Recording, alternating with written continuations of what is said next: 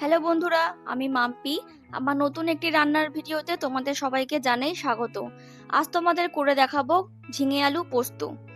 প্রচলন আছে পোস্ত হলো ঘটি বাড়ির রান্না, কিন্তু আজ কথা সম্পূর্ণ অতীত। আজকের দিনে ঘটি বাঙাল দুই বাড়িতেই পোস্ত খুবই জনপ্রিয় রান্না হয়ে উঠেছে। তাই আজ তোমাদেরকে করে দেখাবো সেই রকমই এক জনপ্রিয় রান্না, ঝিঙে আলু পোস্ত।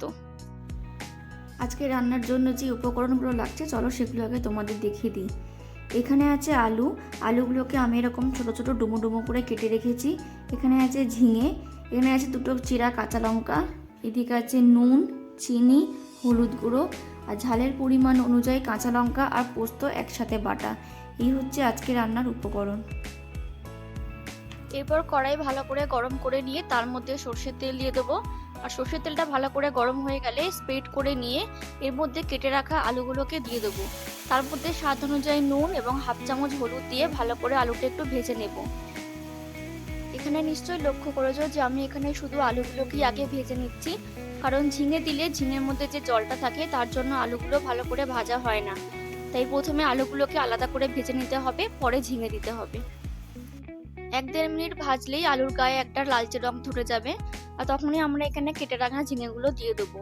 এবার ঝিঙে আর আলু একসাথে ভালো করে একটু ভেজে নেব, ততক্ষণ না ঝিঙেগুলো একটু নরম হয়ে আসছে। কিছুক্ষণ ভাজার পরেই দেখো এখানে ঝিঙেগুলো বেশ সুন্দর নরম হয়ে গেছে। এবার আমরা এখানে বেটে রাখা পোস্তটা দিয়ে দেবো এবং পোস্তটা দিয়ে সমস্ত আলু আর ঝিঙের মধ্যে ভালো করে পোস্তটাকে আমরা মিশিয়ে নেব। তারপর মিক্সিং জারে যে একটুখানি পোস্ত লেগেছিল সেটা আমি এখানে একটু জল দিয়ে আমি ধুয়ে দিয়ে দিলাম। তারপর একটু ভালো করে নেড়ে চেড়ে একটু ফুটিয়ে নিতে হবে। এরপর তোমরা তোমাদের পরিমাণ অনুযায়ী জল ব্যবহার করো, যেহেতু এটা পোস্ত হচ্ছে তাই একটু গ্রেভি গ্রেভি থাকবে, তাই জলের পরিমাণটা আমি এখানে অল্প করেই দেব। আর ভাজতে ভাজতে আলু প্রায় অনেকটাই সেদ্ধ হয়ে গেছে, তাই জলটা অল্প করেই দেব। এরপর চিড়ে রাখা দুটো কাঁচা লঙ্কা দিয়ে ঢাকা বন্ধ করে 2-3 মিনিটের জন্য ফুটতে দেব। ফিরে এলাম 2 মিনিট পর। দেখো এখানে পোস্ত জলটা প্রায় অনেকটাই কমে গেছে। আর এখানে অবশ্যই তোমরা নুনটা এবার চেক করে নিও, যদি নুনের পরিমাণ কম বলে মনে হয় এখানে অ্যাড করতে পারো। আমার রান্নায় নুনের পরিমাণটা কম লাগছিল বলে আমি এখানে আবার নুন অ্যাড করলাম। আর তার সঙ্গে দিলাম অল্প একটু চিনি। নুন আর চিনি দিয়ে সমস্তটা ভালো করে আবার মিশিয়ে নিয়ে খানিকক্ষণের জন্য একটু ফুটিয়ে নিলেই আজকে আমাদের রান্না একেবারে রেডি। আমাদের ঝিঙে আলু পোস্ত আজকে সম্পূর্ণ পরিবেশনের জন্য রেডি।